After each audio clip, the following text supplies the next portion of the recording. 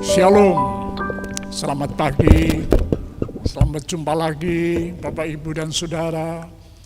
Kami bersyukur hari ini boleh berbakti lagi, walaupun tidak selalu bersama dengan saudara, tapi di mana saja saudara berbakti, hadirat Tuhan ada di sana. Puji Tuhan. Tadi kami juga telah menyanyikan lagu kebangsaan Indonesia Raya. Wah, luar biasa, kita berada di hari besar tanah air kita, di mana besok tepatnya peringatan, perayaan mungkin diperingati di seluruh persada tanah air. Kami patut bersyukur kepada Allah untuk kemerdekaan ini.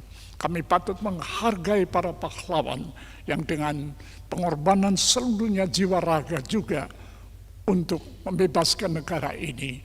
Maka patut kami sebagai bangsa yang mengasihi negara, mendoakan untuk negara kita, agar perlindungan Allah, penyertaan Tuhan selalu menyertai bangsa kita, menolong pimpinan negara kami dari presiden sampai di daerah, agar sejahtera ada di tanah air, damai. Puji Tuhan. Baiklah Bapak Ibu dan Saudara sekalian, pagi ini perkenankan saya akan menyampaikan firman Tuhan. Dan lebih dahulu mari kita membaca di dalam kitab Nabi Yeremia pasal yang ke-6. Yeremia pasal yang ke-6. Dan mari kita akan membaca, atau saya akan bacakan ya pasal yang ke-6, lalu kami akan lihat apa yang tertulis di sana. 6 ayat 16, demikian. Beginilah firman Tuhan. Ambillah tempatmu di jalan-jalan dan lihatlah, tanyakanlah di jalan-jalan yang dahulu kala, di manakah jalan yang baik, tempuhlah itu. Dengan demikian jiwamu mendapat ketenangan. Tetapi mereka berkata, kami tidak mau menempuhnya. Di sini berbicara tentang jalan-jalan yang manusia perlu memilihnya. Pagi ini saya tertarik mengajak Bapak Ibu Saudara memperhatikan seorang di dalam Alkitab yang telah menentukan pilihan jalan hidupnya. Orang ini tidak banyak disebut namanya di dalam Alkitab. Tidak mencuat namanya terkenal seperti bapak-bapak yang lain. Musa misalnya, Yosua barangkali, Daniel barangkali yang menjadi pejabat tinggi di Babilonia dan sebagainya. Tapi orang ini banyak tidak dikenal, ya. Bahkan di awal kalau kita memperhatikan, kita bertanya, siapakah dia? Ya. Karena setelah hidup sekian tahun, lalu Alkitab menyatakan, kemudian dia tidak ada lagi. Tidak ada lagi berarti hilang. Hilang kemana? Apa ia diculik orang? Apa ia dibunuh orang? Atau apa? Tetapi kemudian berita datang, berita luar biasa, bahwa ia diangkat Allah, hidup-hidup tanpa kematian jasmani. Bahkan di situ bahwa dia adalah orang pertama yang diangkat Allah hidup-hidup tanpa kematian jasmani. Orang tentu bertanya, siapa dia? Istimewa sekali rupanya, ya. Siapa dia? Apa profesinya? Keistimewaan apa sampai mendapat pengalaman yang luar biasa seperti itu? Baiklah, saya percaya hampir semua saudara tahu kisah itu. Tapi marilah kita telusuri sedikit, ya, bagaimana dia. Mari kita membaca di dalam kitab Kejadian. Kitab Kejadian pasal yang ke-5, ya. Kitab Kejadian pasal yang ke-5. Dan mari kita akan lihat di situ pasal yang ke-5 ayat yang ke-24. Situ dikatakan, Dan Henokh hidup bergaul dengan Allah. Lalu ia tidak ada lagi, sebab ia telah diangkat Allah. Waduh, luar biasa ya, sekali lagi. Dan Henokh hidup bergaul dengan Allah. Lalu ia tiada lagi, sebab ia telah diangkat Allah. Wah, namanya Henokh ya, jadi banyak tidak disebut dalam Alkitab, Henokh. Dan ia hidup bergaul dengan Allah. Dalam bahasa Inggris Alkitab saya baca bergaul adalah walk, berjalan dengan Allah, walk with God atau walking with God, ya, berjalan bersama Allah. Wah, luar biasa. Orang bertanya, siapa sebenarnya dia? Apa profesinya? Keistimewaannya?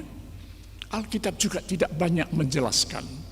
Hanya dijelaskan bahwa Henokh adalah keturunan ketujuh dari Adam. Wah, luar biasa ya. Keturunan ketujuh dari Adam.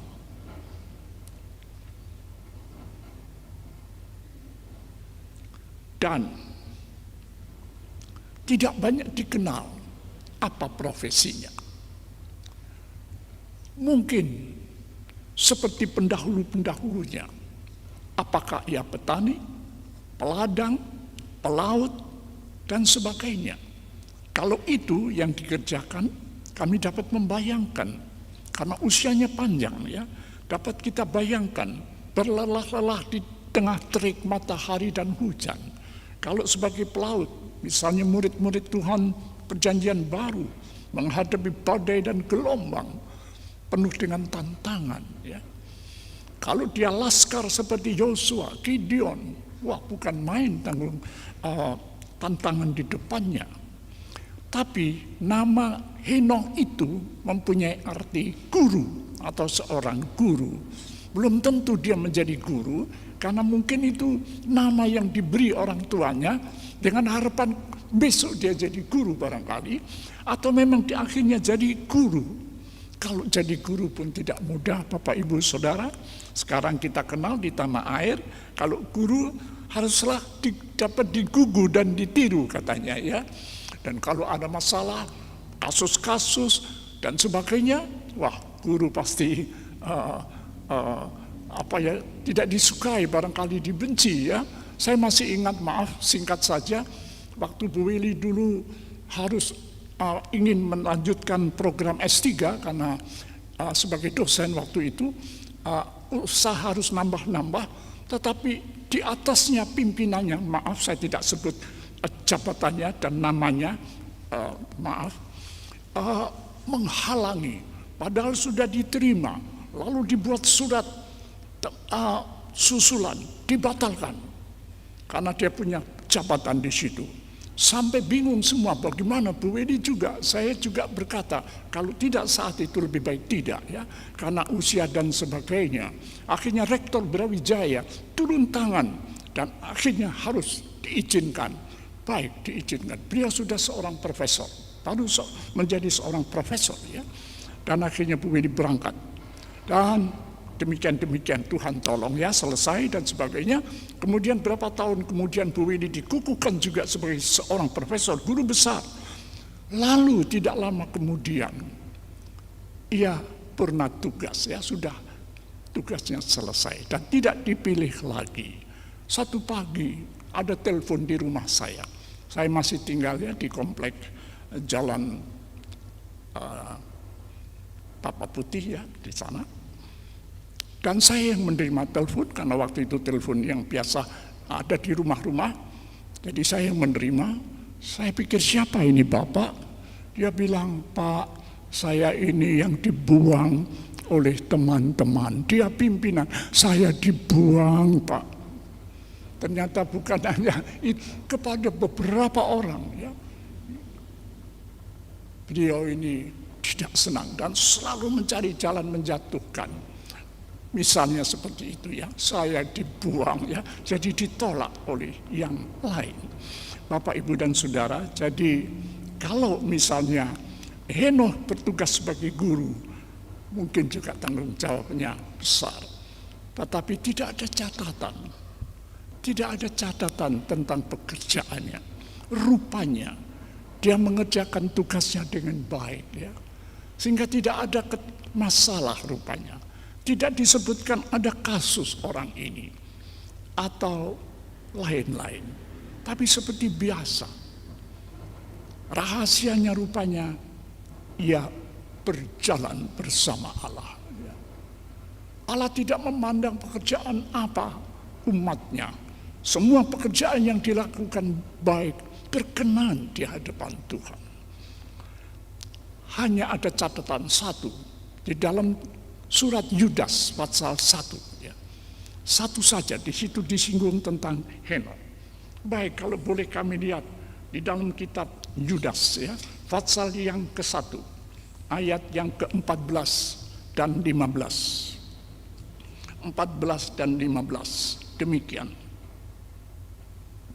Juga tentang mereka, Henokh keturunan ke-7 dari Adam telah bernubuat, katanya, sesungguhnya Tuhan datang dengan beribu-ribu orang kudusnya, hendak menghakimi semua orang dan menjatuhkan hukuman atas orang-orang fasik, karena semua perbuatan fasik yang mereka lakukan dan karena semua kata-kata nista yang diucapkan orang-orang berdosa yang fasik itu terhadap Tuhan. Di sini dia bernubuat bahwa Tuhan akan datang dengan beribu-ribu orang kudusnya untuk menghakimi bangsa-bangsa. Saudara, hanya satu catatan itu. Jadi itulah keadaan Henokh.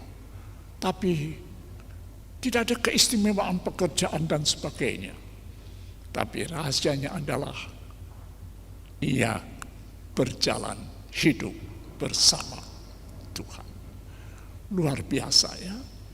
Dia sudah memilih jalan hidup dan jalan hidupnya berkenan di hadapan Tuhan. Apakah zaman sekarang sesudah Henokh, bolehkah orang berjalan bersama dengan Allah? Sediakah Allah berjalan dengan umatnya? Saya percaya. Gambar-gambar misalnya gembala dengan domba-dombanya menunjukkan ingin kebersamaan. Oh, domba satu hilang, dicari. Atau kisah anak bungsu yang menghilang. Ayahnya begitu sedih, ingin boleh kembali. Saya pikir Allah senang. Ya. Syarat apa saya pikir untuk hidup berjalan bersama Allah? Bukan karena ada pekerjaan khusus istimewa. Barangkali selalu ada di gereja tiap hari, atau selalu mengerjakan hal-hal rohani. Mungkin itu panggilan khusus, ya. Tetapi pada umumnya mungkin sebagai petani silahkan, ya. Sebagai peternak, pelaut, guru dan sebagainya. Tapi tetap ada komunikasi dengan surga, dengan Bapa. Dan itu indah, ya. Banyak kesaksian seorang profesinya yang berbeda-beda. Walaupun saya begini, Tuhan baik katanya. Walaupun cuaca iklim berubah-ubah, terik matahari, hujan, tapi Tuhan menolong. Kalau kami ada waktu banyak, memang saya ingin lebih menunjukkan beberapa bukti pengalaman, tapi mungkin cukup di sini, ya, karena waktu. Saudara-saudara, yang utama barangkali keteguhan hati. Cinta dan kesetiaan yang tidak pudar itu perlu ada di dalam orang-orang yang ingin hidup bersama Tuhan. Kalau boleh, dengan cepatnya kita mungkin akan membaca ayat-ayat Alkitab dengan singkat. Yesaya 26 misalnya. Yesaya 26 ayat yang ketiga. Di situ dikatakan, yang hatinya teguh kau jagai dengan damai sejahtera, sebab kepadamulah ia percaya. Luar biasa. Kemudian dengan singkat 2 ayat lagi di dalam Mazmur pasal yang ke-91 ayat 14 ya. Mazmur 91 ayat 14. Sesungguhnya sungguh hatinya melekat kepadaku, maka aku akan meluputkannya. Aku akan membentengi sebab ia mengenal namaku. Lalu dalam pasal sama ayat yang ke-16, di situ dikatakan, dengan panjang umur akan kukenyangkan dia dan akan kuperlihatkan kepadanya keselamatan daripadaku. Demikian firman Tuhan. Saudara, ini dan Tuhan ingin sekali bersekutu dengan anak-anaknya. Kalau kami boleh katakan banyak saudara-saudara profesi yang berbeda sudah berjalan bersama Tuhan ya. Kalau boleh barangkali 5 menit saja saya memperhatikan saudara-saudara, tapi mungkin satu saja untuk pagi ini yang saya ingin singgung ya. Wah, kurang lebih 30 tahun yang lalu, waktu saya melayani persekutuan kaum bapak ya, di mana saya agak lupa waktu itu, ada seorang bapak yang hadir baru, tapi kayaknya ada kegelisahan dan duduk di situ ya sampai selesai. Begitu akhirnya berapa waktu mulai ada keceriaan dan mulai setia. Lalu satu kali beliau minta ada persekutuan di rumahnya dan saya hadir. Di situ mulai ada kesaksian. Bapak Ibu tentu tahu orang ini ya, tapi yang belum tahu barangkali karena ini lewat online, jadi maaf saya tidak sebut nama, saudara tahu, kalau tidak tahu boleh tanya saya nanti ya. Bapak ini orang sederhana sekali. Dia ceritakan, jadi waktu dia mengikuti kepercayaan yang lama, mendalami tambah bingung saudara, tambah kacau. Sampai dia katakan kalau saya malam menyeberang sungai, sampai saya menyeberang berapa kali seperti orang gila. Rupanya dia ingin tanya kebenaran, dia ingin tahu Raja Adil itu siapa dan sebagainya. Dan waktu dia mengenal Kristus, di situ dia rasa ini jawaban. Lalu dia kisahkan juga, waktu itu bapak itu amandernya parah saudara, sudah parah. Dan seharusnya dia operasi. Tapi 2 hal rupanya, dia takut operasi. Yang kedua, dia tidak ada cukup uang, dia takut. Tapi waktu dia sudah percaya kepada Tuhan, dia duduk di begitu di bawah, lalu kepalanya disandarkan di tembok dan dia berdoa. Ya, sedapatnya dia berdoa. Kemudian dia batuk dan waktu keluar dan yang seharusnya dioperasi dokter sudah keluar saudara. Dia disembuhkan sampai hari ini. Kemudian beberapa pengalaman. Waktu dia ikut baptis, saya bilang waktu itu Bapak Pendeta Andre yang memberi katekisasi, saya bilang berilah hari pertama beri saya bertemu dengan orang-orang ini. Dan akhirnya saya bertemu, saya jelaskan tanya jawab singkat, lalu Bapak ini hanya berkata, Pak saya mau baptis tapi istri saya masih ini dan masih ini, bagaimana? Bapak dilarang, ya tidak juga, tetapi bagaimana? Biar Pak ya, tenang, kita perlu doa dan sebagainya. Akhirnya singkat cerita, istrinya jadi anak Tuhan juga. Bapak Ibu dan Saudara, apa yang dilakukan, perkembangannya saya lihat, wah ini orang berusaha mengikuti apa yang tertulis di dalam Alkitab. Rajin berbakti ya. Lalu memang saya lihat dia penarik becak ya, tapi sebenarnya dia punya motor ya. Kalau dia tidak mengerjakan itu, saya berjumpa dia naik sepeda motornya. Tapi kalau hari Minggu dia datang di kebaktian, suaminya tidak mau naik sepeda motor. jalan kaki, saudara. Rupanya dia mengikuti jejak perjanjian lama. Hari Sabat berbakti. Dia tidak mau ada api di dapur. Dia tidak mau ada apapun. Dia mau jalan. Kalau istrinya mau naik angkotnya. Tapi kalau sudah berjalan dengan suami, harus jalan kaki ya. Dan sampai hari ini, saya bisa membayangkan, seperti itu kurang lebih bisa disebut walk with God ya. Hidup dengan Tuhan, sejahtera hidupnya, damai. Waktu Bu Widi ditanya bagaimana di rumah Bapak Ibu, ya kami usaha damai Pak. Kalau orang bertengkar itu nanti dekat pasar, pasarnya kobong katanya ya, sederhana sekali. Jadi mereka hidup damai sampai sekarang. Jadi kata hidup dengan Allah tidak berarti harus orang istimewa, pekerjaan yang istimewa, tidak. Tapi ketekunan, kasih dan kesetiaan yang tidak pudar, itu dihargai oleh Tuhan.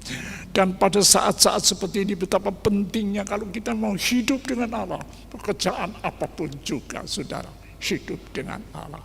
Situasi yang panas, COVID yang menakutkan, betapa pentingnya hidup dengan Allah. Maka baiklah, kita mohon pimpinan Tuhan dalam hidup ini.